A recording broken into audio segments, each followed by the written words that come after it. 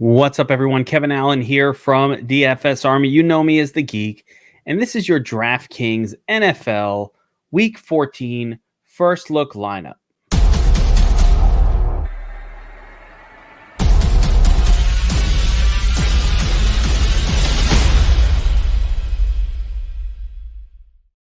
All right, welcome back, everyone, to the first look lineup, and this is where we take a look at the DraftKings salary system for Week 14.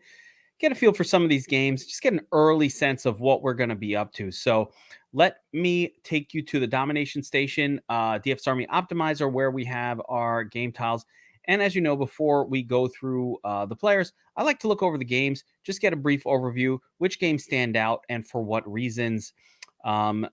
So just going through it right off the bat, we've got the Chiefs at home, taking on the Raiders. Chiefs massive 10-point favorites in that one. Looks like a Chiefs onslaught type of game. We have to keep an eye on Clyde Edwards-Helaire in a game like that, where the running back could do a little more damage than usual in that style of a game. 48-point total, and the Chiefs have probably what probably looks like it might be the highest points total on the slate. So we have to keep that in mind. Next, we got a game between the Titans and the Jaguars. Pretty low total here at 44 points. Titans are expected to win big here. I mean, who's on the Titans anymore? What players do they have on that team? I don't even know how they're going to score. So the Titans are a team to keep an eye on, just because who's on that team at this point? Donta Foreman? Going to have to take a close look at the Titans. We got the Saints at the Jets, and of course, my boy Taysom Hill. Looks like he's going to play this week, even with maybe a slight finger issue. So, maybe that means he'll run some more. I love me some Taysom Hill. He's still priced down. I'm definitely going to be interested in him in that game. Got the Ravens at the Browns here, 42 points. This is a stay away game, 42-point total. There's really nothing I like about that one right there. We got the Seahawks at the Texans, another really gross low total, 41.5 points. This just screams stay away. 41.5, and yet, man, Seattle, pretty decent team total here, but Seattle's not the type of a team to pour it on. Seattle defense is interesting there. Looks like Matt Mills will be the quarterback for the Texans. Maybe Mills or whatever. Maybe Mills will be better than Tyrod Taylor. He couldn't be any worse. Here we've got the Cowboys at Washington, and this is the first game that stands out as one kind of want some pieces of on both sides. Listen, Washington's been playing really well. They're at home here, 4-point underdogs. They're allowing massive fantasy points to opposing quarterbacks and wide receivers this season. So Dak and CD and Amari Cooper's back, and he's pretty underpriced. So there's a lot of interesting goodness in this game. The trouble with Dallas right now is they have way too many weapons on that team. It's hard to narrow it down. Like, is Cooper going to have this big game? Maybe, but it could be Lamb, it could be Gallup, it could be Schultz, it could be the running backs. Really tough to narrow it down. Washington's a little bit easier and a little more narrow, especially if J.D. McKissick is out. I think we can go right back to Antonio Gibson as the workhorse on that team. And with Logan Thomas probably done for the season at this point, I think, Terry McLaurin's somebody to keep an eye on as well. Here we've got the Falcons at the Panthers. Panthers got a pretty good defense, especially at home this season. I don't know if they're ready to give it up yet or not, but I think this is a bounce-back game for the Panthers. Dare I say we could consider Cam Newton here? Gasp. Probably not going to do it, but, I'm not a Newton guy, not a Newton fan. But I do like Panthers defense in this one at home. Falcons have been absolutely terrible. A couple other games to consider here. The Chargers side of the Giants-Chargers game. They're at home. They're probably going to smoke the Giants. They're 10.5-point favorites. Austin Eckler, maybe Mike Williams with Keenan Allen potentially out with the COVID. Lions at the Broncos. The Broncos are interesting if Melvin Gordon is out. If Melvin Gordon is out again, we can hit the lock button on Javonte Williams. So let's pay attention to that situation very closely. Give me some Javonte Williams all in. Julio's back. That's what's up. I'm like, who's playing for the Titans? Julio? Man, you want to trust Julio? I don't trust that dude.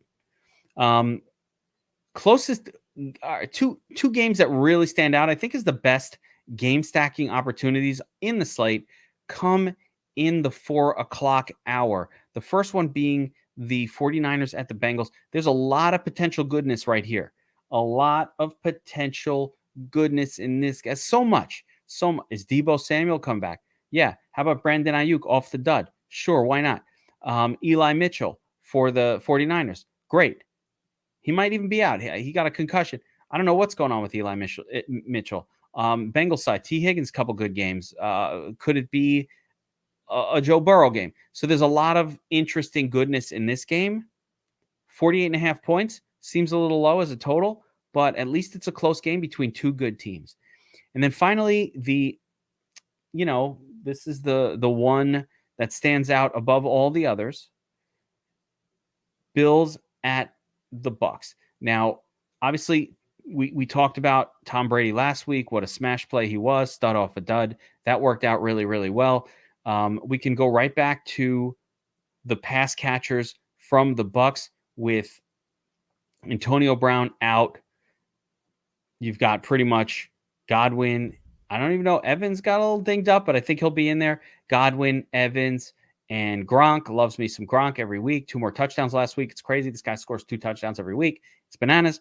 And of course, on the Bills side, all of the weapons, the passing game weapons are in play here in a game where Josh Allen's not really, not that the Bills rely on the running game, but that ain't happening here. So they're on the road. It's good weather conditions in Tampa.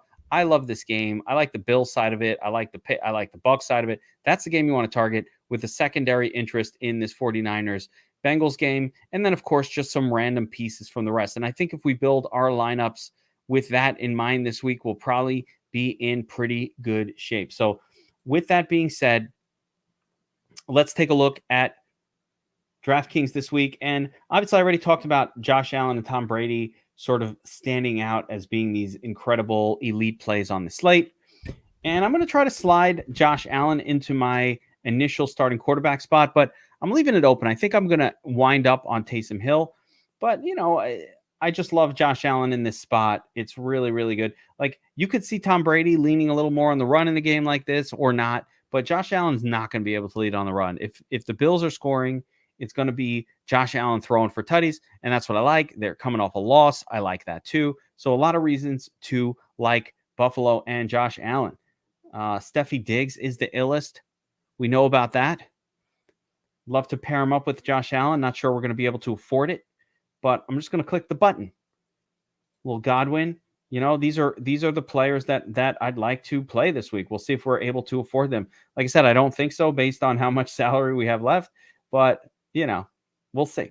Now, I always like to go to the defense to get a sense of what my cheapest viable is going to be before we move on to any of these other position groups. So just starting at the bottom, Chargers, Giants on the road, no. Jacksonville on the road, no. Lions on the road, no. Could probably play them in a pinch, but probably not. Jets, no. Washington, that's a no. Don't want to take anybody here. Bills, no. Ravens, no. Here we go. All right. Carolina at home. Carolina's been a good scoring defense. Atlanta has been absolutely horrible when it comes to fantasy points allowed to opposing defenses. This is a no-brainer play. Plug and play Panthers as the cheapest quality defense. Not cheapest viable, cheapest quality defense on the slate. Now, moving on, let's take a look at our running back position, and we'll start at the top. So Austin Eckler already talked about. He's a good spot. I mean, give me that Q tag. Dealing with bumps and bruises, but the running back is expected to practice, so looks like he will play. Alvin Kamara looks like he's coming back this week.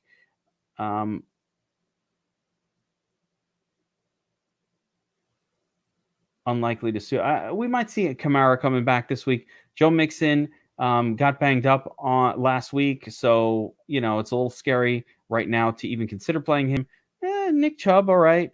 Anytime, I think Kareem Hunt is back, so probably not going to be something I'm super interested in. Fournette, Elliott. I never play Fournette. It's only hurt me once all season, so for whatever that's worth. Cordero, tougher matchup, but you always got to consider Cordero when he's playing, period. He's been so smashy this year. Eli Mitchell priced up. He's got that Q-Tech concussion protocol. I think he had some symptoms after the game. So if we're looking for a bargain play on defense, I think this is our on running back. I think this is our first one. If Mitchell misses the game, let's take a look at, I think it's Jermichael Hasty. Let me see if he made it through last week's game unscathed. So you got Trey Sermon on IR, Jeff Wilson Jr., who's just been absolutely horrible. Knee injury 2 weeks ago or last week. How the fuck did he get in? He got no carries, but somehow he got a knee injury. So the last man standing might be this dude. Jermichael Hasty, 4K. I don't know. It feels like cheating to put him in the first look lineup because we don't know if he's going to be starting. But, let's keep an eye or keep a thought on who's going to be starting at running back for San Francisco. And if it's not Eli Mitchell, then it could be Jermichael Hasty for 4K, stone cold min salary. Can't really pay up here for Tony Pollard. Josh Jacobs, also a no. I don't like the matchup for him all that much. Although, actually, one thing going for Josh Jacobs, and listen, it's unfortunate, but Kenyon Drake is out for the season as of last week. And so Josh Jacobs will get all the touches. And look at all these targets last week, 9 for 9. They are throwing the football to Josh Jacobs. Make Jacobs great again. And Josh Jacobs is in play this week. He is in consideration. Clyde Edwards-Helaire as a massive favorite, definitely in consideration. Great matchup. He is not getting workhorse touches most weeks, but this is a plus matchup in a game that Chiefs should be able to control. Keep that in mind. Gibson against the Washington team is definitely of interest. How about Chuba Hubbard? I know we don't love Chuba Hubbard, but bear with me for a second. Matt Rule literally fired Brady because he said, we're not running the football. We're not emphasizing the run enough. So when that happens, you can expect the team to come out afterwards in a game where we love the defense. We're going to pair it up with the kick with the running back here. And maybe we'll get the Chuba Hubbard quality game that we've all been dreaming about this season. So I don't mind plugging in Chuba Hubbard, little Chubby Hubby.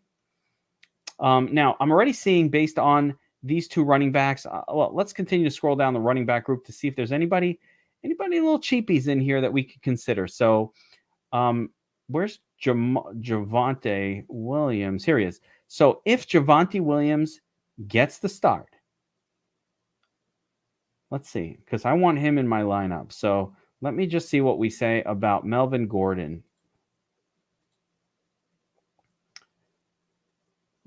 Expects to practice. You know what? I'm going with Javonte here. And listen, if Melvin Gordon's playing, then all bets are off. Javante's going to be a little overpriced for what he's going to do.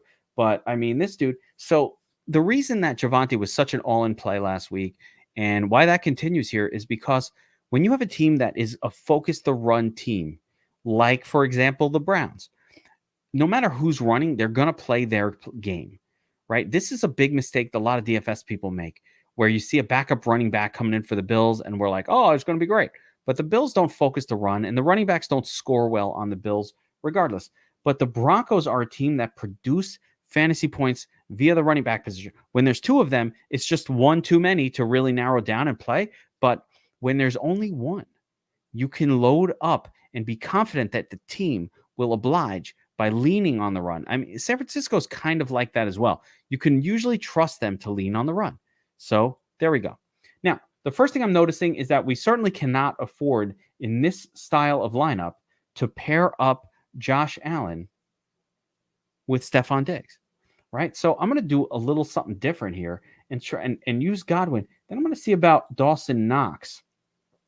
Knox dropped a couple of touchdowns this past game, man. It was gross, but he's going to make up for it. And he's going to make up for this. And, I'm going right back to Knox. There aren't that many. So I want to point out, there aren't that many pay down options at tight end this week as there normally are. That's why I'm considering a 5K player. The one guy that I am considering as a pay down right now as we speak, and I considered him for this spot, was Jared Cook. And the reason for Jared Cook is just because if Keenan Allen is missing, I kind of feel like it would be Jared Cook that would be the guy to get some extra possession wide receiver type targets. So I think that we can expect more than the 4 or 5 he normally gets. But because I have Josh Allen as my quarterback, and I really like Dawson Knox, I'm going to see if we can make it work like this. Now I'm going to double down on my, let's see here if we can get the Beasley in there. I'm looking at Sanders and Beasley potentially doubling down on our stack. I don't know about that. You know what? Let's scroll down and see if there's anybody cheap enough on this slate that we feel comfortable with playing in our first look lineup. Man, it's going to be a no, isn't it? Zay Jones? This dude's been doing it. And he's been getting those deep targets, but you know, WR2 for like whoever the WR2 is for the Chargers, maybe Jalen Guyton or the rookie Palmer. And I don't really want to go there. Palmer, no. I mean, Guyton is so bad. By the way, don't believe the hype. This guy had an okay game, but you know, he stinks. So he's been out there. I guess it would be Jalen Guyton, though. I mean, if you want to, so if we're going to build this style of lineup, you pretty much need to put like a 3,400 or a 4K player in here. There's just no getting around it. I would rather not do this. I'm going to try to see if we can. Yeah, there's no getting around it. You're basically forced. So we can do Bateman, like a Crowder. But who the hell wants to play Jets players like Jamison Crowder? Ugh, gross. So I don't want 2 turds like that in the same lineup. What's the only way to fix this? We might have to.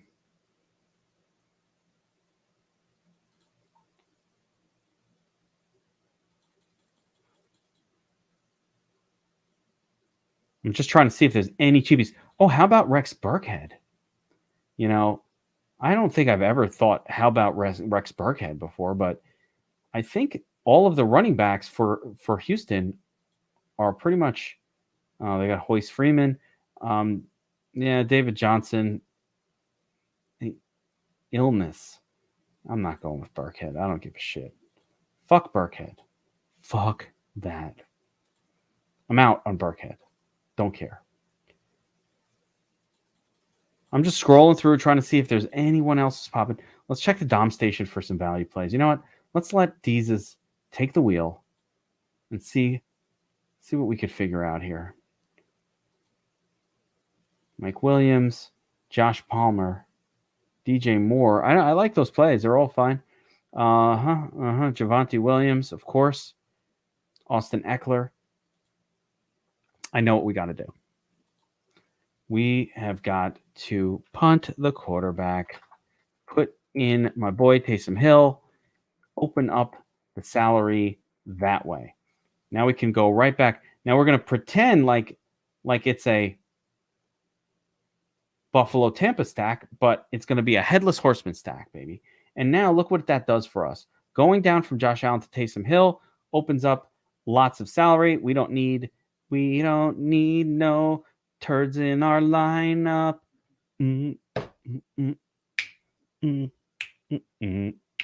Don't need. All right, I'll stop.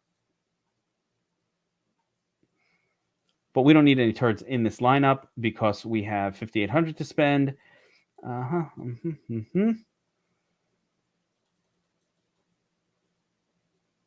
is it the time to finally play Cortland Sutton?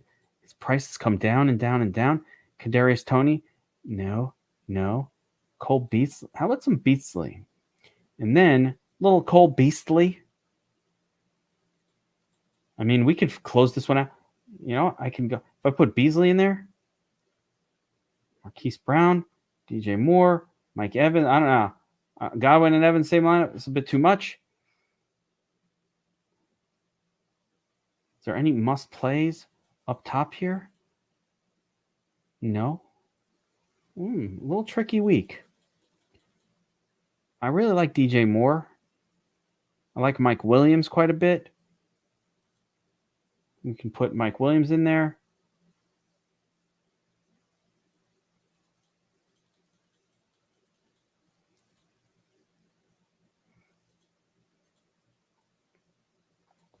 Put Beasley in there, and we might be able to upgrade to Gronk. Oh, man, I was hoping for Gronk. Couldn't get to Gronk. Leaving in Dawson Knox. And with 600 salary remaining, man, it's crazy. This whole zone here, I'm not seeing anybody. Oh, you like, hey, he heard it. I mean, I'm not seeing anyone. Are you guys seeing this dearth of players? What an interest. Like Jerry Jeudy, his next good game will be his first good game, right? You can't really play that guy. Michael Gallup, he's competing with Lamb and Amari Cooper. It's a lot of competition. Jarvis Landry, again, another next good game will be his first good game. Tyler Boyd, never reliable. Amon-Ra St. Brown for 5K. What the fuck, DraftKings? What the fuck? What the fuck? Yeah, they're making it tricky to make a lineup here. So I don't like it. It's kind of pissing me off. Not going to lie. It's pissing me off. Williams, Godwin, 5,600. You know what we got to do? I think we just got to punt the defense. We might just have to punt the defense. Go all the way down here. Get 6,100. Can get some better plays in. All right, so we're going to assume, I'm going to go with an assumption here that Deebo Samuel will be out again. If he's not, I might switch it up to, I really want to get to DJ Moore. I really like the DJ Moore or even Marquise Brown, but I like the DJ Moore play here at 6,200. But since we couldn't get there, I'm going to go with Brandon Ayuk, go back to another solid player off a dud. This is an assumption that Deebo will miss. If Deebo plays, I think we'd have to change a lineup like this around a little bit. But overall, we got Mike Williams, Dawson Knox, Taysom Hill at the helm, Hilaire, Chuba, Javonte Williams, Dawson Knox. Just a little early look at the NFL Week 14 slate. A lot of us are, normally this would be the playoff week for a fantasy football league, but we've got another week in this unusual season where there's actually a lot of buys on week 14. So if you're in a season-long fantasy football league and they haven't changed it to week 15, hiss and boo at your commissioner because they done fucked up. And there's all these buys this week and you're basically screwed if you have Jonathan Taylor or any of those guys. So that would suck. But overall, I was just watching my video from last week's episode of the first look. And you know what? A lot of weird shit happens over the course of the week. Injuries, COVID pops up, and, value presents itself. So let's see how the week turns out. But it looks like we've got two primary games to target, both afternoon games. We got the 49ers and the Bengals. We got the Bills and the Bucks this week. Those are the big ones. So let's pay attention to that. And good luck this week, everyone. Remember, if you're not signed up at DFS Army as a VIP, go there right now. Stop what you're doing. Go there right now. Click it. Sign up. VIP, DFS Army, promo code Geek. You get 10% off. Love you all. I'll see you guys next time. Deuces.